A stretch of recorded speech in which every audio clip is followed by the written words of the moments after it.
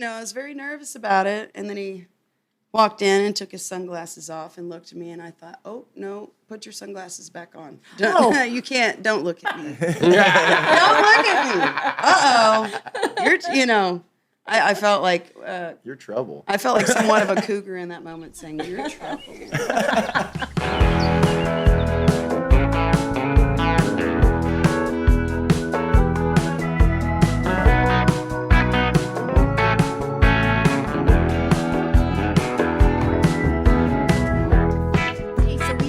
At the Colony in Tulsa, Oklahoma. We have the owners of the Colony, the new owners, and also local musicians. Big fans of all three of you. Jared has been in heavy rotation on my playlist pretty much ever since I moved here. And then I heard this girl sing at an event at Kane's Ballroom. I walked in and there she was, and I was like, wow, and I kind of slowly inched my way up there to get a little bit more because it was good. I've seen Josh play recently with the grand opening at this place. I'm like, that guy plays with everybody, and you have one of the best voices. I was just really digging it. It was just so much fun. And I really, I said to the other guys as well, but I wanted to tell you as well. I moved here last year and it was a pretty big, major life transition, for me to come here. And I think you guys have helped me in more ways than you know, just by being who you are and doing what you do.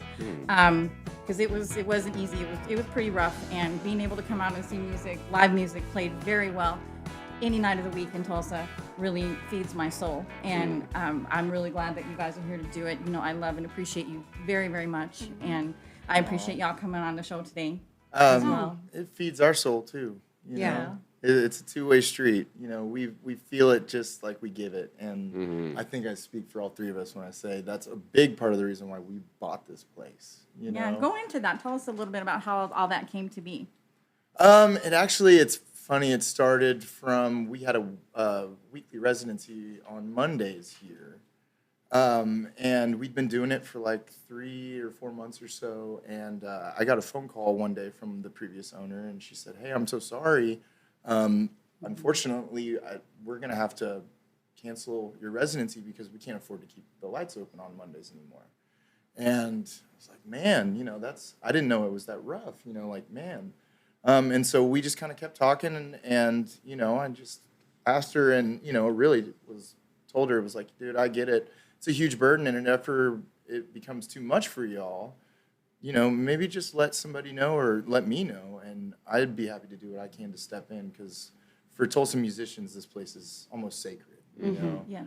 And holy ground. Yeah, it is. And she eventually said, you know what, I am ready. I think we're about at our point of our fill here, and we've loved what we've done, and kudos to them for doing it. It was really just two people that maintained this whole place for 8 years. And I mean, after stepping into that role now, I realize how much that really is. So much. It's a lot. It's a lot for anybody. And we have a team of us, and we have a general manager and a bar manager and bartenders and door people. And, it takes a village to make something beautiful. And, and so we just ended up coming to an agreement, really, that was a lot more feasible than I, really imagined it would have been. And, I talked to my darling about it, and she was like, dude, this is pretty incredible. And, Jared was an immediate thought in our mind of like,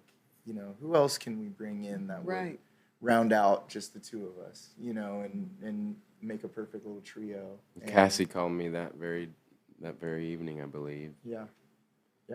And it took me about 5-10 seconds.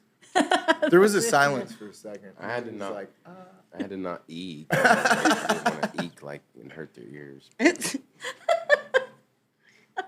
So how do y'all like being the bar? The additional responsibilities, the work part. But do you enjoy it? Are you having? Because every time I see you, it looks like y'all are just having a ball.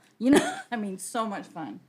It is just such a satisfying feeling to know that you're taking part and bringing a community of musicians together even more than what we already are here in Tulsa. And just seeing all of our friends just night after night here, and giving a space where we can all feel like ourselves and feel safe and comfortable. That was really big for us. So, just kind of Clean. clean and just, just kind of giving the living room back to all the musicians that have treasured this place for so long now. Yeah. People just keep coming up to us and giving us hugs and saying, "Thank you, dude. Thank you, thank you, thank you." It's hard not to, really just love on you guys, because the vibe I've noticed has changed, and I have no clue what, really went on before, but, I've been coming here for months now. And I noticed it the night that you had your grand opening.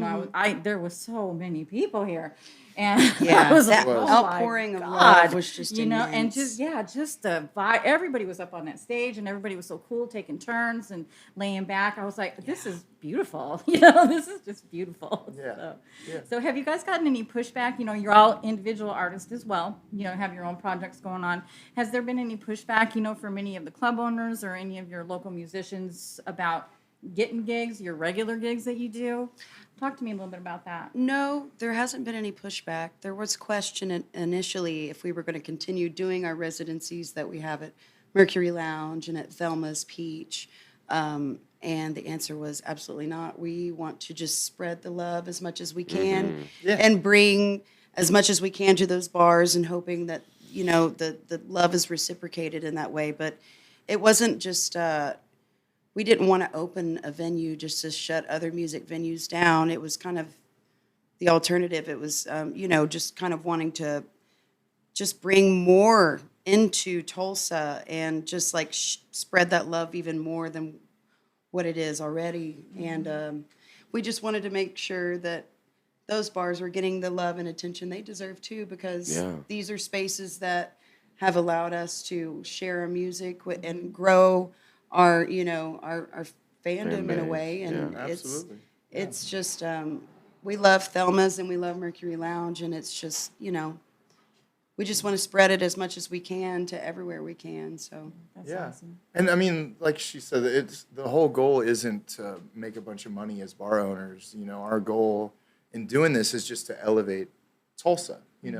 We just want, and especially as musicians, that have been doing this for years and years, it's like, we just want to see the whole community continue to grow and bloom into this awesome, beautiful flower that, 10 years ago just didn't exist, and it's kind of our opportunity to have like a hand in that, The other day I was telling you all this, it just blew my mind. I was driving around on like a Wednesday, and this is before we took it over, right before it was like the week maybe before. I was driving around on a Wednesday, and every bar in town was full of cars.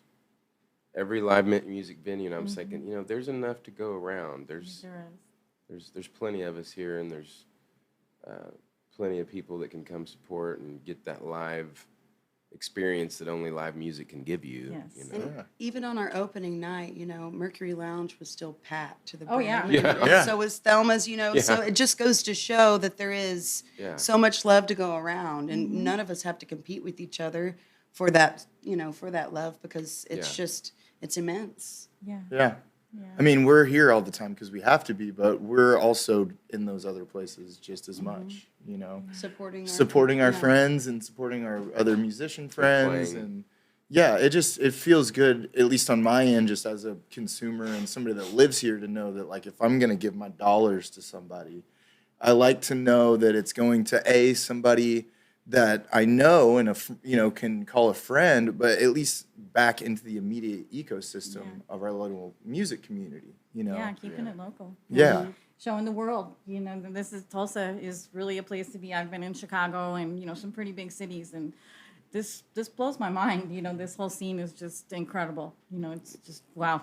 There was a night in here I was playing a few years back, and there was 4 individuals sitting at the corner booth, and I could hear them. They had a accent. And I went up and just welcomed them, said, hey, welcome to Tulsa. And they were from Denmark and Sweden, I believe.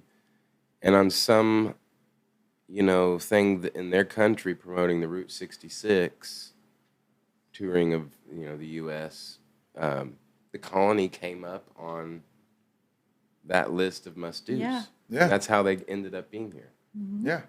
I mean, Tulsa's on the music map of the world, so... Yeah, definitely something you guys don't want to miss. I mean, every night of the week you have live bands. Sometimes you're rotating, 2 or 3 groups in here. Dance parties. Jared played here last night. I mean, Cassie plays here, Josh plays here. I mean, and everybody sits with everybody. There's really not, and there's a big absence of ego. I've seen, with the local musicians. Because everybody welcomes everybody, and that's very, very refreshing. Because you don't get that a lot in the like Chicago, New York, LA, everybody is just kind of smiles in your face, but I don't see that here at all, and that is so refreshing. And then to hear live music played very well, every night of the week I can go anywhere I want in this town and get it, so. I think that's a uniquely Tulsa thing, and maybe not just solely uniquely Tulsa, but uniquely Tulsa compared to a lot of those other big cities is that every instrumentalist will be fighting for gigs with everybody else that plays that same instrument, and vocalists all compete for the same gigs. And for whatever reason, it just creates this dynamic of, one against Separation, another, yeah. And I don't know why necessarily, maybe it's just something in our water, but there isn't really that factor of being a musician in Tulsa here. It's like, it's so welcoming, and everybody just wants to see other musicians be successful, I heard Dave Amram say it best, actually, right here, a few years back after Woody Fest. Dave Amram is a wonderful musician in his mid-90s, and he's played with everyone from Woody Guthrie and Dizzy Bruce Gillespie Springsteen, and and he's written Broadway plays and all kinds of stuff. Great American composer, won Grammys. But he was coming here to play for the Woody Guthrie Fest rap party that the Red Dirt Rangers were having one year.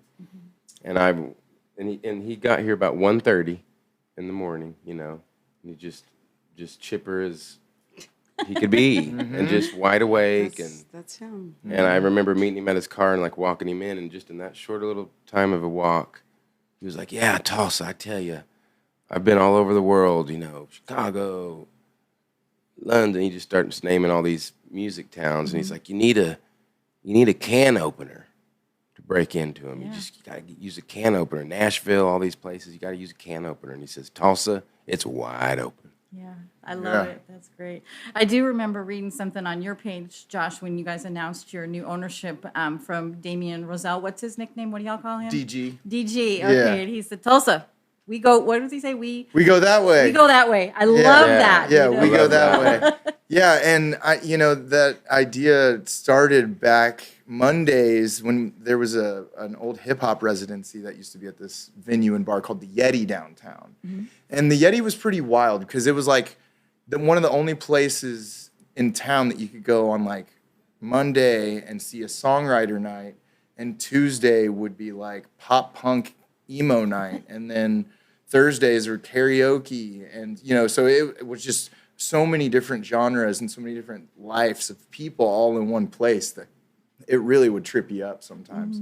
But so we used to do this thing on Mondays called The Situation, and it was live hip hop and mostly like freestyle stuff from different hip hop artists and MCs with a live band. And they would play us the song like 45 seconds before they were going to go on, and we'd all gather around a little iPhone speaker and try to hear whatever track that they wanted to try to replicate. And then we would go up on stage and play that, while they just tried to freestyle or did whatever they were going to do, right? And DG, I learned a lot from watching him because he's just the master at occupying dead space. Like the second you would see somebody start to hesitate, he would step in and just start freestyling. And it was just insane how quickly he could do it. But he'd just get the whole audience going and start going, "We go that way, we go that way." And but I truly believe that, it's like that's the culture we want to create, is like all together we can go that way. It's like Elevate it. Steve Ripley's quote, we're all in this thing together. Yeah. Yeah. And you guys play a lot of, like I saw you at Kane's, last year for Brian Horton's chili cook-off. That was just a ball. Y'all came out. You guys came out. You came in hot. I mean, that was just incredible. And then you recently did the Caravan. Was that what was called the The Last Waltz. Last Oh, Waltz? The Last Yes, Waltz, yeah. where you did Caravan. Oh, and yeah. My God, goosebumps. Aw. I shared that with everybody that I know because even Van Morrison, who I don't know, but he needs to know you. And so, so I sent that to him because that was, I couldn't believe what I was hearing. I literally had goosebumps. I was just like, wow, and Thank you. gosh, that was fun. Well, that horn section, I always loved playing with the horn section. They were fantastic. And Saugeye is another one of your projects that I absolutely love. Tell me a little bit about them. Well, we that band. had a residency.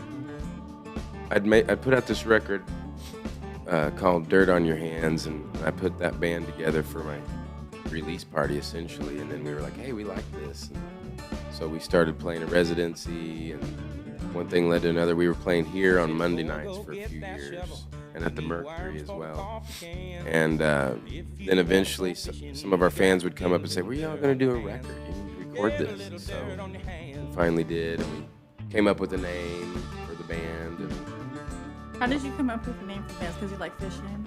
well, yeah, the band was. I'm pretty sure they were like, "Well, you're obsessed with Saugeye and your fish," and Even on your birthday? How many did you catch on your birthday? I don't know this year. I think I caught 20 or 30. Yeah, I remember Yeah. you caught a few. I Yeah. halfway, when you first asked him, tell us a little bit about Saugeye. I halfway expected you to be like, well, I was gonna go into the fish. I decided to keep it musical. But the fish themselves, they're a hybrid between a river sauger and a lake walleye, and they're very toothy creatures. They have, kind of snake-like teeth. But they're a docile fish for the most part. They stick to the bottom, and they're a hybrid, which we feel like our band is like a hybrid, and they're very flaky white meat. Great I don't cheek know why I meat. said Yeah. very good cheek meat. and you guys are also like flaky. Oh, very flaky as well. But anyway, yeah. Don't you love how he just gets right back on point? Well, And so we just thought it made sense, because our music is that it's a hybrid. So both of the Saugeye albums that I listened to, I mean, like I said, they were probably two of the first that I really liked. And the one that has Another Lifetime on there, I mean, oh my God, I just, again, goosebumps. I saw a live video of that, and that it's just really beautiful music and very versatile. Dirt on Your Hands is nothing like Another Lifetime. So if y'all are looking to listen to get some really good music going in the car while you're getting dressed, while you're cleaning house, whatever, definitely pick his records up because they are something to hear. It's Thank you, beautiful, thank just beautiful, beautiful work. And Miss Cassie here has done her own stuff as well. She's probably one of my favorite, I'm thinking maybe my favorite singer in Tulsa because I do it on the Love and the Go. Oh, I mean, it's just beautiful voice, beautiful presence up on the stage. You have so much fun up there. Man. So, Yeah. I see it. I watched it on the live feed last afternoon at Mercury. And I'm like, this girl, I mean, when you're up there, that's your spot. You need, I can't imagine you any other way. It's kind of where I feel most like myself in strange, it's where I don't really have to think about what I'm saying or what I'm doing. I just do it, and it's happened. It's there, and it's, I don't know. I've always said that I was kind of a introvert that was forced to be extroverted, in a lot of ways. So the stage is a place where I can actually express myself and feel comfortable. It's the offstage stuff where I'm like, where people are like, great job. I'm like, you too. I don't know why I said that. Exactly. Yeah. Yeah, every time people are, you sounded so good. Oh my God, you sounded so good. You did. Wait. I love in Europe, they always say congratulations. After a show, they always congratulate you. Oh, I love I that. prefer that. Yeah. Right. Said it, you're so, and I'm just like, thank you. I don't know, so I'd it's still just be like, congratulations to you as well. yeah. It's just We where I feel made most it. comfortable. But yeah, I love what I do up there. And I feel like other people, it's received pretty well. You feed off that energy, and when the energy's good, it just boosts your energy even more. And sometimes I get off stage and have to literally like come down off the high of just being up there and being in that moment, Yeah. decompress. you know. Yeah. And you guys do a little project together, the Josh Westbrook and the Starmadillos. We sure The do. Starmadillos. And tell me a little bit about that. 'Cause that's fun.